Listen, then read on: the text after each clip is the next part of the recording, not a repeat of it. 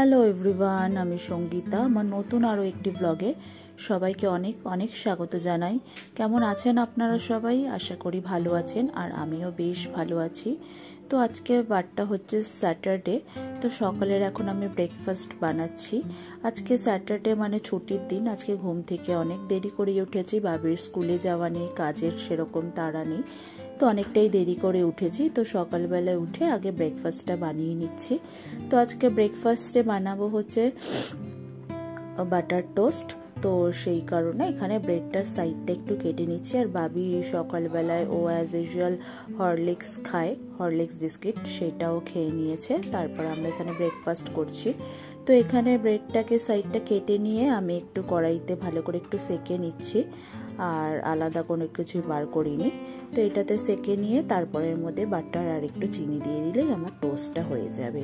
তো এটাকে একটু ভালো করে সেকে নিলাম দুদিকটা, আর এদিকটা একটুখানি এটা একটু কড়া সেকা হয়ে গেছে। আর ওইদিকে আমি লাল চা করবো, তো চাটাও বসিয়ে দিয়েছি এখানে। তো এবারে সেকা হয়ে গেছে, আর এর মধ্যে একটু বাটার লাগিয়ে আর একটু চিনি দিয়ে দিলে ব্যাস হয়ে যাবে।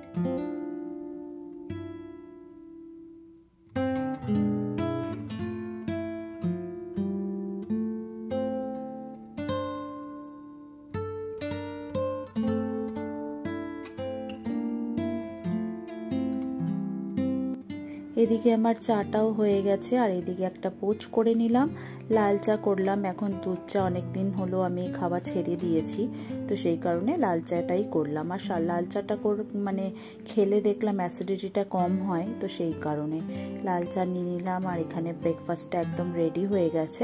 তো চলুন তাহলে ব্রেকফাস্টটা খেয়ে নেওয়া যাক, তারপরে দুপুরে রান্না বান্না করব। তো ভিডিওটার প্রথম থেকে শেষ অবধি স্কিপ না করে সঙ্গে থাকবেন, আশা করি ভালো লাগবে ভিডিওটা। তো ব্রেকফাস্ট হয়ে গেছে, আর আজকে এখানে আমার মাছ নিয়ে নিয়েছি। এখানে এই মাছের ঝোল বানাবো আমার জন্য। ইলিশ মাছ নিয়ে নিয়েছি, ভালো পিসগুলো খাওয়া হয়ে গেছে, শেষের দিকেরগুলো পড়ে রয়েছে মাথাটা। তো কি করব ভাবলাম একবারে ঝোল করে নিই। আর এদিকে একটু রুই মাছের মাথা আছে, ওটা দিয়ে ভেবেছি লাউ দিয়ে করব। আর চিংড়ি মাছটা বাবির জন্য করব, চিংড়ি মাছের পোস্ত করব ওর জন্য। তো এই হচ্ছে আজকের মেনু। আর যদি সময় পাই তো একটু আলু ভাজা করে নেব। আর এখানে লাউ নিয়েছি অর্ধেক, এটা দিয়েই লাউয়ের তরকারিটা করব। তো চলুন আগে লাউটা ভালোভাবে ছোট ছোট করে মানে কেটে নিই। লাউ কাটাটা একটা ঝামেলা, অনেকটা টাইম লাগে কাটতে। তো যাই হোক, খোসা ছাড়িয়ে ভালো মতন করে কেটে নিই। আর লাউ কাটা হয়ে গেল, আর ওইদিকে দুটো আলু রেখেছি, একটু ভাবলাম ভাজাই করে নিই লাউটা। আর লাউটার সঙ্গে একটু আলু ভাজাও করে নেবো। আর ওইদিকে হচ্ছে একটু মাছের ঝোলের জন্য একটা আলু দিয়ে দেবো। তো লাউটা ভালো করে খোসাটাকে ছাড়িয়ে নিলাম, একবার ধুয়ে নিয়েছি। তারপরেও একটা লাউতে সাধারণত পরিষ্কার থাকে, কিন্তু আমি তাও একবার কেটে ধুয়ে নিই। যাই হোক, তো এখানে ছোট ছোট করে লাউগুলোকে কেটে নিচ্ছি এখন।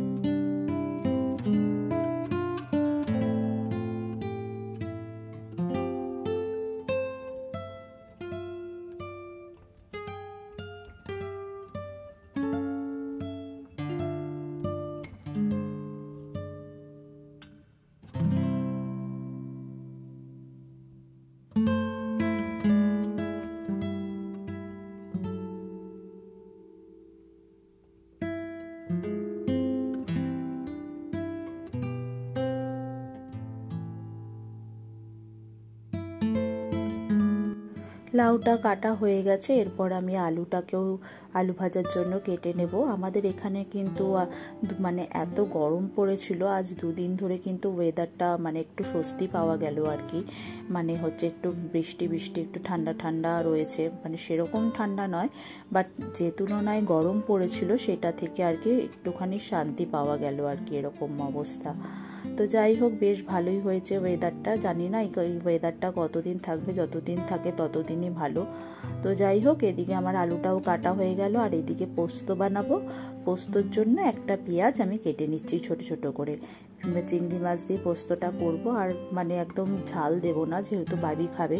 ওটা বাবি দিয়েই, মানে চিংড়ি পোস্ত হলে ও আর কিছু খাবে না, ইলিশ মাছ তো খায় না। একবার দিয়েছিলাম, তো ওরা একদমই পছন্দ করে না। আমি মানে ওকেই দেখলাম আলাদা যে পছন্দ করে না, অর্পণও পছন্দ করে না, একমাত্র আমিই পছন্দ করি। তো হচ্ছে মিক্স অ্যান্ড ম্যাচ, মানে ওর বাবার কিছু খাওয়া যেগুলো আছে ওর বাবা পছন্দ করে, আমি পছন্দ করি না, সেগুলো আবার বাবি পছন্দ করে, আবার আমার দিকেরও কিছু খাওয়াও পছন্দ করে। তো যাই হোক, এদিকে হচ্ছে পোস্তটা নিয়ে নিলাম। পোস্তটা আমি ভালো মতন পেস্টও করে নিয়েছি। একদিকে আমার সব কাটা টাটা রেডি হয়ে গেছে, এবার একদম পরপর রান্না করব, তাড়াতাড়ি হয়ে যাবে। তো ফার্স্টে আমি পোস্তটা করে নেব আর কি। তো এখানে সর্ষের তেল দিয়ে এর মধ্যে আমি স্লাইস করা পেঁয়াজগুলোকে দিয়ে দিলাম। পেঁয়াজগুলো খুব একটা ছোট ছোট করে কাটি না, মানে পেঁয়াজ কাটতে গেলে আমার চোখ থেকে ভীষণ জল বেরোয় আর চোখ জ্বালাও করে। তো আমি পেঁয়াজ কখনোই দেখবেন না যে আমি ভালোভাবে পেঁয়াজ কাটতে পেরেছি। তো এরকমভাবে কেটে নিয়েছি, আর হচ্ছে এর ওপর দিয়ে চিংড়ি মাছগুলো দিয়ে দেবো। চিংড়ি মাছগুলো দিয়ে জাস্ট 2-3 মিনিট নাড়াচাড়া করতে হবে। মানে চিংড়ি মাছগুলো বেশি ভাজা যাবে না, বেশি ভাজলে চিংড়ি মাছটা একদম শক্ত টাইপের হয়ে যাবে। তো 2-3 মিনিট হয়ে গেছে। তারপর এখানে গুঁড়ো মশলা দিলাম, এখানে কালারের জন্য কাশ্মীরি লঙ্কা গুঁড়ো দিলাম, আর হচ্ছে একটু স্বাদ মতন লবণ দিয়ে দিলাম। আর হলুদটা হচ্ছে মাছটা নুন হলুদ মাখানোর সময় হলুদ দিয়েছিলাম এক্সট্রা করে, এখানে আর আমি কোনো হলুদ দেব না। তো নাড়াচাড়া করে ওখানে পোস্তটা দিয়ে দিলাম। পোস্তটা দিয়ে কিছুক্ষণ কষিয়ে নেব, আর এর মধ্যে আমি কোনো জল দেব না। এটা হচ্ছে ভাপে ভাপে জাস্ট 15 মিনিট হলেই নামানোর আগে একটু চিনি দিয়ে দেবো, তাহলেই আমার পোস্তটা একেবারে রেডি হয়ে যাবে। আমি আগেই চিনিটা দিয়ে দিলাম। তো এবার ঢেকে এটাকে লো ফ্লেমে একদম 15 মিনিট হতে দেবো, তারপরে মানে টেস্ট করে নামিয়ে নেব। তো আমার পোস্তটা একদম রেডি হয়ে গেছে, জলটাও শুকিয়ে গেছে, একটু তেল তেল হয়েছে। তো এবার নামিয়ে নেব পোস্তটা, একদম আমার পোস্তটা রেডি হয়ে গেছে।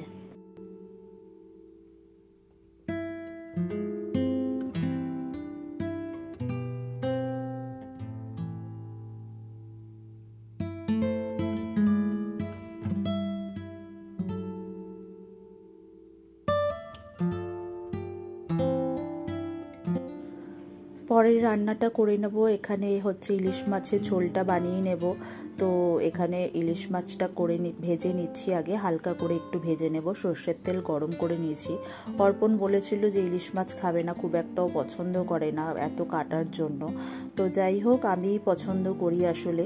তো তারপরেও বললো যে না, আমার জন্য একটা রুই মাছ ভেজে দিও। রুই মাছ এনেছে এবার, কিন্তু আমি এতই বিরক্ত হয়ে গেলাম, আমি বললাম কিছু তো খাও, সব কিছুই খাবে না। তো তারপরে বলার পর বললো ঠিক আছে, তো চলো তাহলে খেয়ে নিই।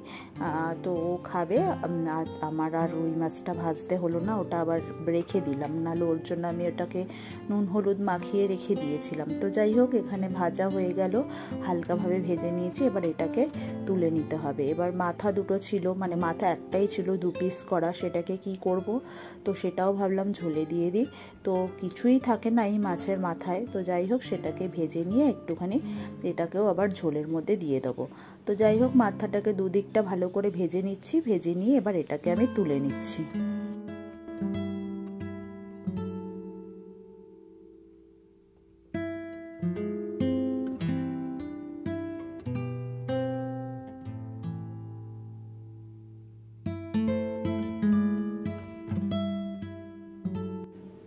এবার আলুগুলোকে একে একে দিয়ে দিচ্ছি। আলুগুলো একদম সরু সরু করে কেটে নিয়েছি। তো এটাকে এবার ভালোভাবে ভেজে নেব। আর এইদিকে আমি মশলাটাও করে রেখেছি। তেলের মধ্যে মশলাটা দিলে পুড়ে যায়, তো সেই কারণে একটা বাটির মধ্যে একটু কাশ্মীরি লঙ্কার গুঁড়ো, একটু ঝাল লঙ্কার গুঁড়ো, জিরে গুঁড়ো, নুন, আর হচ্ছে একটু হলুদ, তো এই সমস্ত দিয়ে একটু জল দিয়ে ভালো মতন মশলাটাকে করে রেখেছি। আলুটা ভাজা হয়ে গেলে তারপরে ওর মধ্যে ওই যে মশলাটা করে রেখেছি সেটাকে এর মধ্যে আমি দিয়ে দেবো।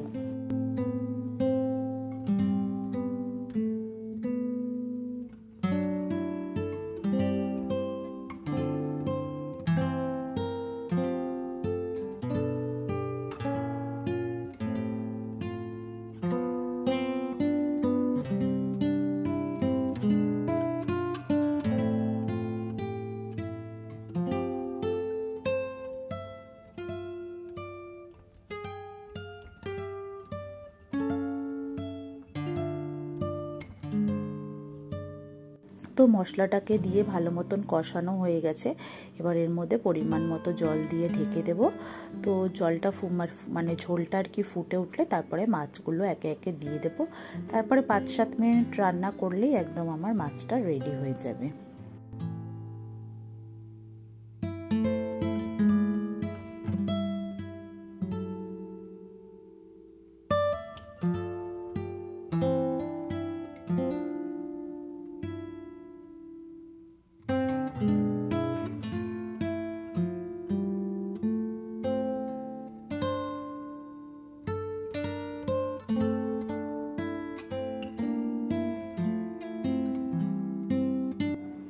মাছের রান্নাটা হয়ে গেছে একদম, আর এটাকে আমি একদম কড়াই থেকে ঢেলেও নিয়েছি। এবার একটু আলু ভাজা করে নেব। তো কড়াইতে তেল দিয়ে একদম আলু ভাজাগুলোকে করে নিচ্ছি। আলু ভাজাগুলো করার ইচ্ছে ছিল না, কিন্তু একটু ডাল হয়েছে, তো সেই কারণে ভাবলাম একটু আলু ভাজাও করে করে নিই, তো ভালো লাগবে খেতে ডালের সঙ্গে, মুগ ডালের সঙ্গে। তো নুন আর হলুদ দিয়ে আলু ভাজাটাকে একটু কড়া কড়া করে ভেজে নেব। ভেবেছিলাম পোস্ত দেব, তারপরে ভাবলাম যে না, পোস্ত একবারটা হয়েছে, তারপরে আর এর মধ্যে আর পোস্ত দেব না, নাহলে পোস্তর সঙ্গে গরম গরম ভাতের সঙ্গে আলু ভাজা খেতে বেশ ভালো লাগে। তো আলু ভাজাটা হয়ে গেছে। এবার লাউয়ের তরকারিটা করব। সর্ষের তেল দিয়ে মাছের মাথাটাকে এখানে দিয়ে দিলাম। এটাকে আমি ভালো মতো একটু কড়া করে ভেজে নেব।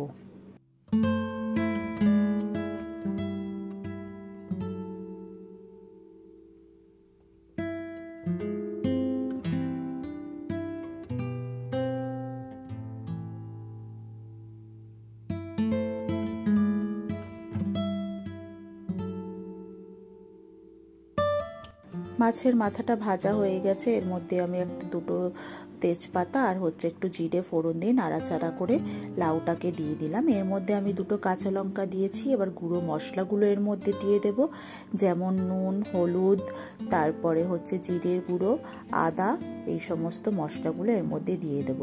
এটাকে দিয়ে এবার ভালো করে নাড়াচাড়া করে এটাকে হতে দেব। এটাকে মিডিয়াম ফ্লেমে রেখে এটাকে ঢেকে ঢেকে করব, যাতে লাউটা সেদ্ধ হয়ে যায়। লাউ দেখতে মনে হয়, কিন্তু সেদ্ধ হতে আমার মনে হয় একটু টাইম লাগে, শক্ত শক্ত আবার ভালো লাগে না।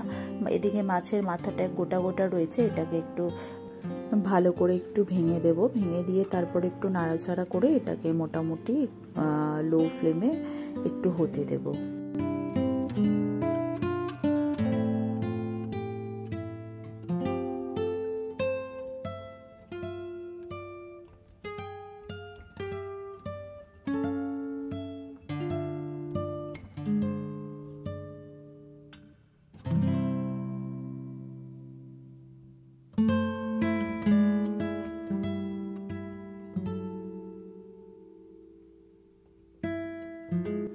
এটা হতে থাকুক, আর এদিকে আমি একটুখানি বেদানার জুস করে নিচ্ছি, জুসটা বানিয়ে নিচ্ছি, তারপর ওটা হতে থাক।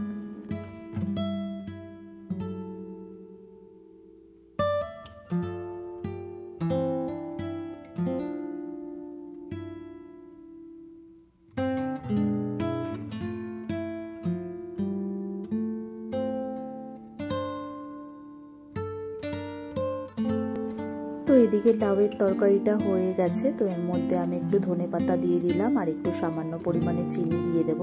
চিনি দিয়ে নাড়াচাড়া করে নামিয়ে নেব, তাহলেই একদম আমার লাউয়ের তরকারিটা তৈরি হয়ে যাবে।